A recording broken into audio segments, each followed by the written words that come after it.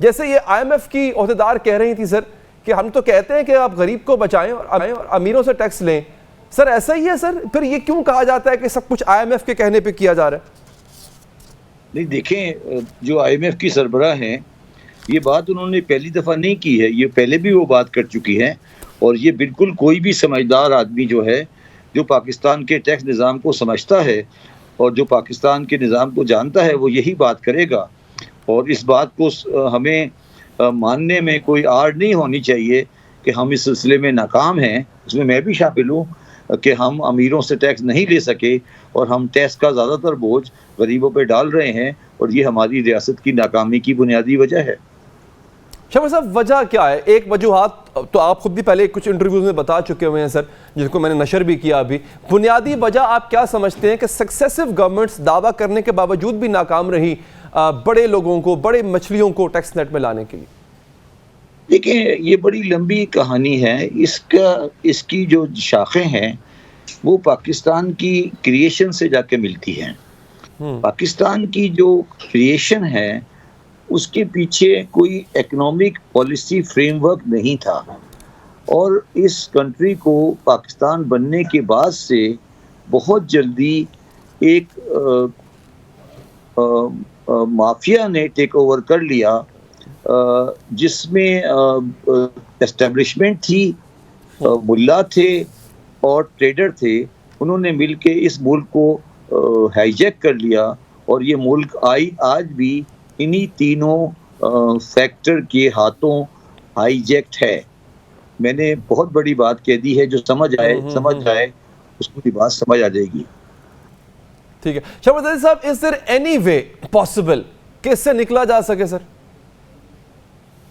دیکھیں، تینوں کو اپنا رول دوبارہ ڈیسائیڈ کرنا پڑے گا. مولویوں کو مسجد میں بٹھانا پڑے گا، اور جو باقی جو رول ہے مختلف اسٹیبلشمنٹ کا اور مختلف اداروں کا، وہ یہ ڈیسائیڈ کرنا پڑے گا کہ اسٹیبلشمنٹ کی وجہ سے سیاستدان ناکام ہوئے ہیں یا سیاستدانوں کی ناکامی نے اسٹیبلشمنٹ کو خرابی میں ڈالا ہے. یہ مسئلہ بھی سیٹل کرنا پڑے گا. اور تیسرا، یہ جو ہماری ٹریڈرز کی مافیاز ڈیولپ ہو گئی ہیں، ٹریڈرز اور آڑتی کی مافیا ڈیولپ ہو گئی ہیں، ان کو کیسے کرش کیا جائے گا.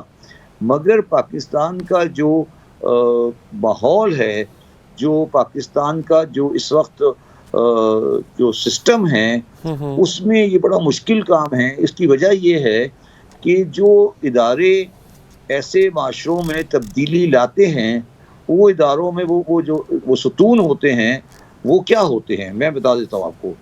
معاشرے میں کوئی معاشرتی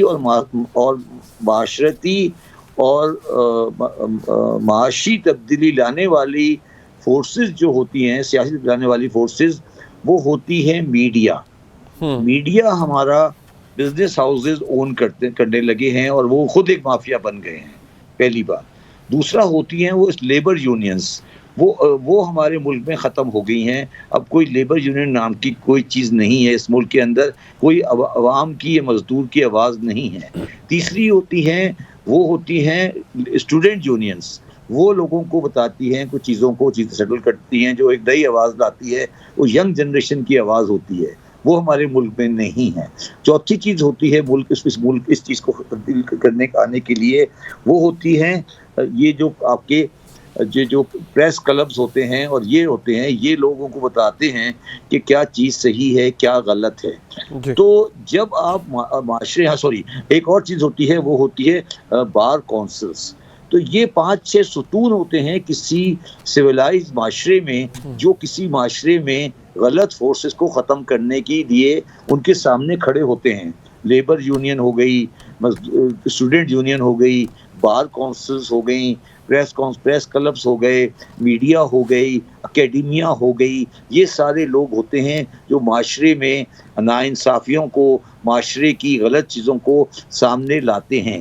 پاکستانی معاشرہ ایک ڈکٹیٹوریل معاشرہ ہے، ایک جابرانہ معاشرہ ہے. پاکستانی معاشرے میں ان تمام چیزوں کو دفن کر دیا گیا ہے.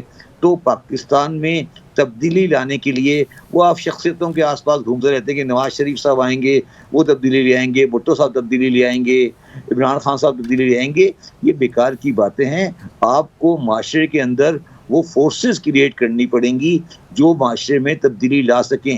Student unions, labour unions, bar councils, media, press councils, یہ وہ چیزیں ہوتی, اکیڈمیاں, یہ وہ چیزیں ہوتی ہیں جو کسی معظم معاشرے میں ہوتی ہیں. مگر مجھے ایک بات افسوس سے کہنی پڑتی ہے کہ مسلمان معاشرے کبھی ایسی چیزوں کو پروان نہیں چڑھنے دیتے, کیونکہ مسلمان جنرلی جابرانہ نظام کو پسند کرتا ہے. صحیح. شہباز زیدی صاحب بہت بہت شکریہ, آپ نے پروگرام کے لیے وقت نکالا.